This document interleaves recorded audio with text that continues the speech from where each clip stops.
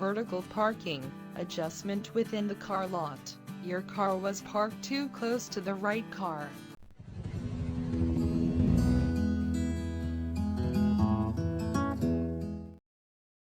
Turn the steering wheel 1 round to the left.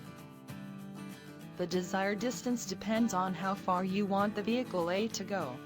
Move your car forward until the desired distance is required, then stop the car. Turn the steering wheel 2 rounds to the right and move forward until your car is parallel to the car lot in front of you, then stop the car. Turn the steering wheel 1 round to the left to straighten the wheels, then reverse slowly. Stop your car when both your side mirrors are aligned to the side mirror of the car next to you. Your car is now parked in the center of the parking lot.